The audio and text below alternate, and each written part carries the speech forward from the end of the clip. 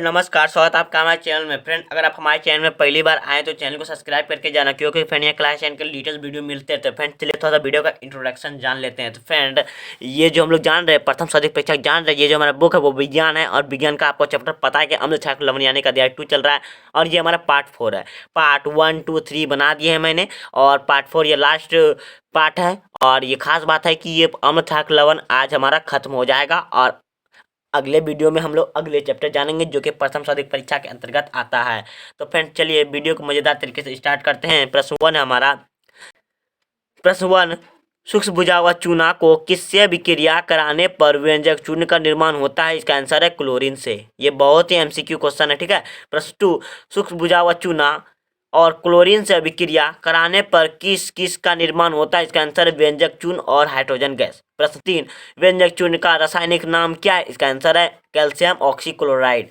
प्रश्न 4, व्यंजक चूर्ण का रासायनिक सूत्र क्या है? इसका आंसर CaOCl2। प्रश्न 5, CaOCl2 किस नाम से प्रचलित? इसका आंसर है ब्लीचिंग पाउडर, ठीक है। तो अगले वीडियो में मैंने बताया था कि CaCl2 यानी व्यंजक चूर्ण का कच्चा माल है NaCl। अगर आप वो वीडियो नहीं देखे हैं तो आप वहाँ जाके देख लीजिएगा, ठीक है।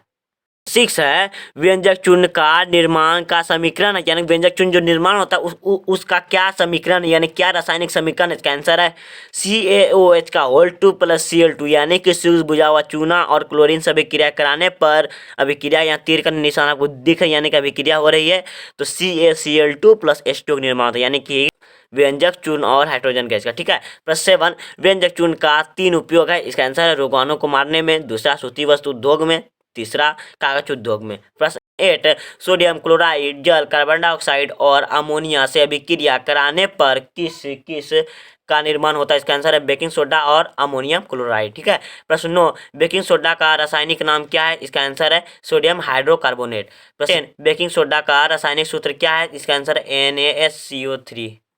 प्रश्न हमारा 11 है, बेकिंग सोडा का घरेलू नाम क्या है? इसका आंसर है, पहला है हमारा खाने वाला सोडा, दूसरा है मीठा सोडा, तीसरा अधिक फुलाने वाला सोडा, ठीक है फ्रेंड। तो अगले वीडियो में हमने जाना था बेकिंग सोडा कच्चा माल है हमारा NaCl, आप वहां जाके देख लीजिए। हमारा बेकिंग सोडा के निर्माण के समीकरण क्या, यानी कि हमने जाना था आगे कि अभी हमने व्यंजक चूर्ण का निर्माण किया तो उसका समीकरण होगा। तो जब बेकिंग सोडा का निर्माण हो रहा है तो इसका भी कुछ समीकरण होगा। तो देखिए समीकरण क्या है, NaCl plus H2O plus CO2 plus NH3, यानी कि सोडियम क्लोराइड जल, कार्बन डाइऑक्साइड और अमोनिया से अभिक्रिया कराने पर हमारा बेकिंग सोडा और अमोनियम क्लोराइड का निर्माण होता है, यानी कि बेकिंग सोडा NaSCO3 और अमोनियम क्लोराइड NH4Cl, ठीक है। प्रश्न 13, बेकिंग सोडा के निर्माण के समय और किस पदार्थ का निर्माण होता है? इसका आंसर NH4Cl। देखिए, जब यहाँ हमारा बेकिंग सोडा का निर्माण हुआ तो इसके साथ हमारा ये भी तो निर्माण हुआ, इसी कारण ये प्रश्न बन गया हमारा ऑब्जेक्टिव प्रश्न है। क्यों? इसीलिए प्रश्न को घुमा फिरा के पूछ सकता है, इसलिए मैंने आपको घुमा फिरा क्वेश्चन दिया है कि प्रश्न 13 है, बेकिंग सोडा के निर्माण के समय और किस पदार्थ का निर्माण होता है? इसका आंसर है NH4Cl, यानी कि अमोनियम क्लोराइड। प्रश्न 14, बेकिंग सोडा कैसा क्षारक है? इसका आंसर है दुर्बल क्षारक। अगर आपसे कोई दुर्बल क्षारक का उदाहरण पूछे तो आप बेकिंग सोडा यानी कि NaSCO3 बोल सकते हैं, आपका सही हो जाएगा। प्रश्न 15, बेकिंग सोडा को गर्म करने पर क्या क्या प्राप्त होते हैं? जब हम बेकिंग सोडा यानी कि NaSCO3 को हम गर्म करेंगे तो हमारा क्या क्या प्राप्त होगा, यानी कि Na2CO3 plus H2O plus CO2, यानी कि सोडियम कार्बोनेट जल और carbon dioxide plus baking soda को गर्म करने का समीकरण क्या है? यानी जब हम बेकिंग सोडा गर्म करते हैं उसका भी तो कुछ समीकरण होगा। तो समीकरण है इसका NaSCO3 जब गर्म किया यानी कि अभिक्रिया किया तो Na2CO3 plus H2O plus CO2 का निर्माण हो गया, ठीक है। प्रश्न 17, बेकिंग सोडा का 3 उपयोग है। इसका आंसर है यह एंटासिड का संगठक है, दूसरा अग्निशामक में उपयोग होता है, तीसरा बेकिंग पाउडर बनाने में। आपको एग्जाम में होता है आपको 3 ही उपयोग पूछेगा, ज्यादा नहीं, खूब से खूब होगा तो 2, ठीक है। 3 से आईएएस आपको पूछ ही नहीं सकता है। फ्रेंड, सोडियम कार्बोनेट को 10 परमाणु जल के साथ अभिक्रिया कराने पर किसका निर्माण होता है? इसका आंसर है धोवन सोडा का। प्रश्न 19, धोवन सोडा का रासायनिक नाम क्या है? यानी कि IUPAC नाम, ठीक है।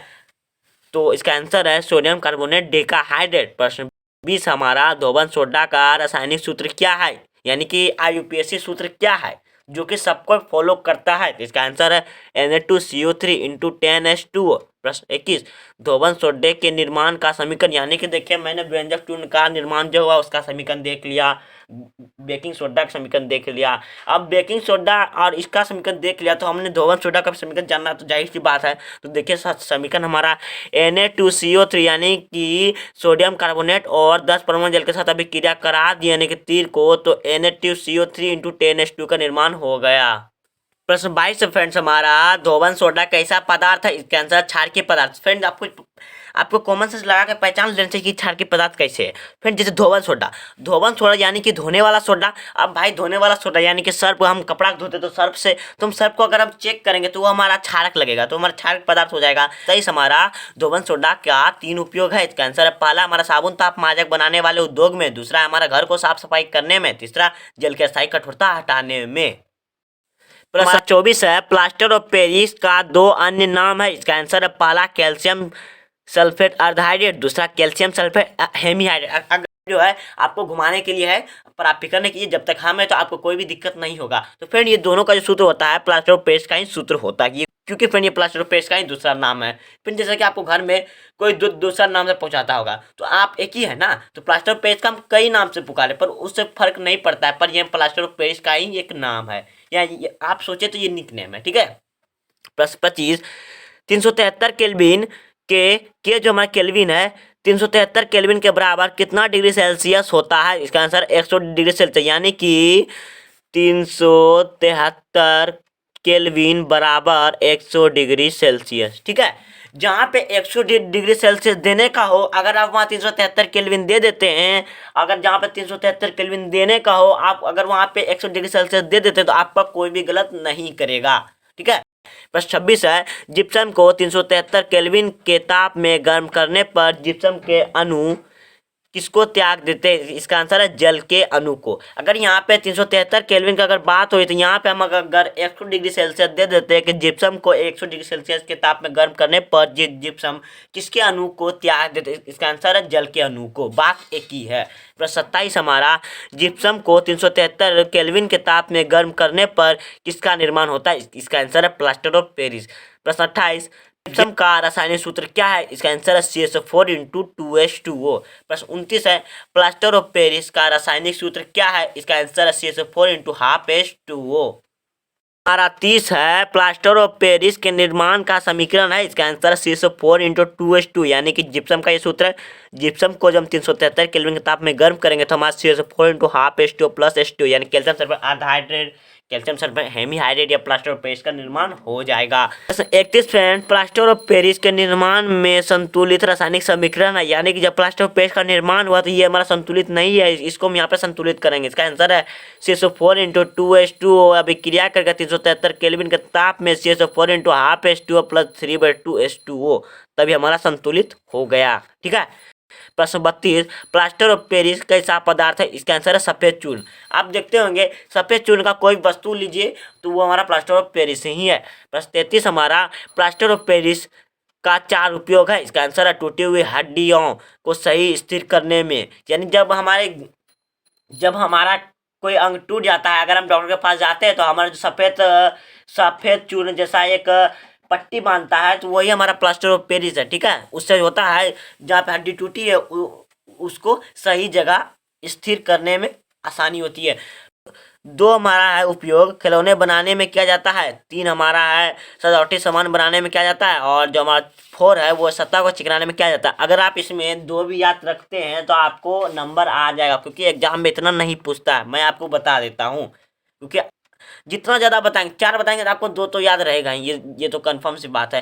प्रश्न 34 हमारा, प्लास्टर ऑफ पेरिस को पानी में देने पर क्या बन जाता है? तो पुनः जिप्सम। आई होप आपको वीडियो अच्छा लगा होगा। अगर अच्छा लगा तो अपने फ्रेंडों को शेयर कीजिए, लाइक कमेंट कीजिए। Thank you.